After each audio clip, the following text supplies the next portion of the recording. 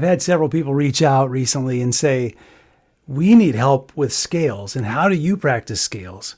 Well, in just a little bit, I'm going to show you a way that I practice them and the way I teach some students too. And that is take the 8 notes that are in the scale and break it into 4-note chunks. And then I do what's called fast pairs on each one of those. So watch this. I'm going to play a C major scale. It's a concert B flat major scale if you're someone else. And for you alto saxophones, this is your G major scale. I'm going to take the first 4 notes and I'm just going to play them 1 note at a time. I might even say the name of the note. C, I'll look at the note, finger it, D, E, F. Okay, I just name the notes. Now I'll play 1 note at a time. I'm not worried about playing in time or fast. I just go.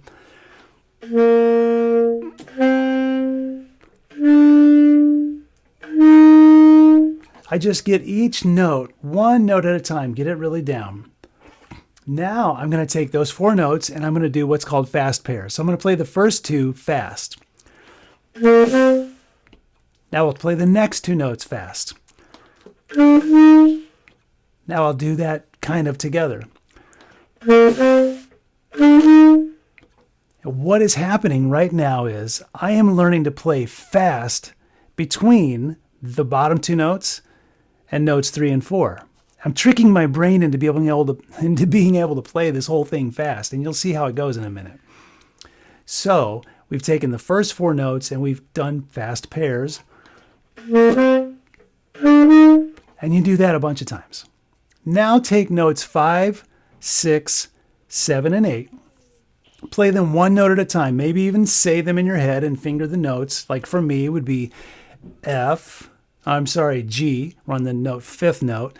G, A, B, C. And I'm fingering it with my hands, and I'm thinking about keeping really curled fingers, gentle C's with my hands.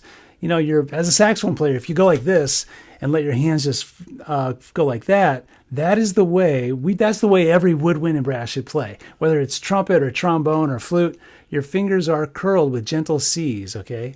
And saxophone players, make sure that you have at least some part of your thumbnail underneath the thumb rest.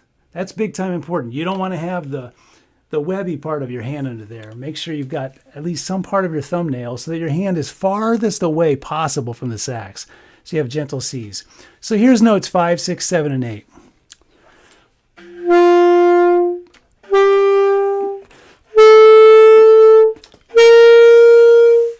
I just played 1 note at a time, and if you have a problem with one of those notes, yeah, stop and fix it and figure out what it is.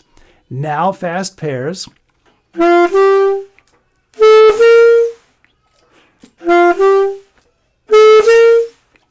Yeah, now you've got fast pairs. Now can you do all 8 notes fast pairs?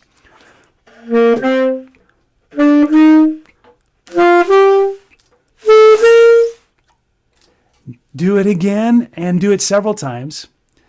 Do it for 10 minutes. Come back 10 minutes later in the day. You know, little 10-measure chunks can be oftentimes better than one practice session where you just try to hammer away. But there's also value to just hammering away for a while too. You got to do what works for you.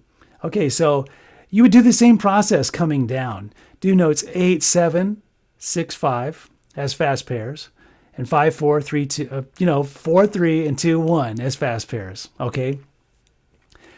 Then, when you've got all that done, maybe once you've just gone up, you've got the whole going up in fast pairs, then change which note you're starting fast pairs on. Start on the 2nd note instead.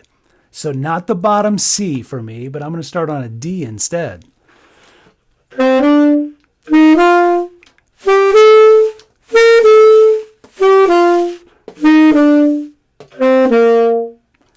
That was fast pairs starting on the 2nd note.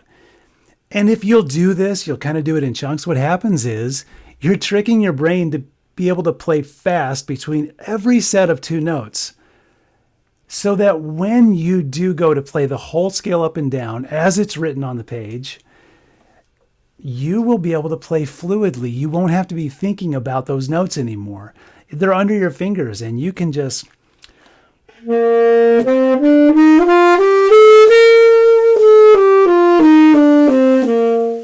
Yeah. So that is a way to play scales. That's a way to practice scales. In fact, anything you do that changes takes your mind, get your head off of the page and just have fun with the notes, whether it's fast pairs or whether you do different strategies. Maybe you play fat, you know what, instead of fast pairs, you could do fast triplets.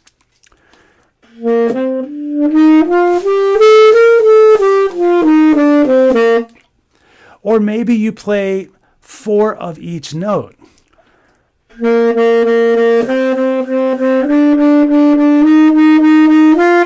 Just to make it fun, just to add some variety of what you're doing. Make sure you're always practicing in time with the metronome, But when you're having fun and doing fast pairs, you don't have to have a metronome. But I would make it part of every practice session. Have that metronome clicking along. Bum, bum, bum, bum, bum, bum. Okay. If this was helpful, send me a comment down below or just, hit like. So to let me know if this was helpful to you. And if it was, pass it on to other people. Learn to do it yourself and show your neighbors, show your other sax friends how to do that. Okay. All right, everybody. This is fun.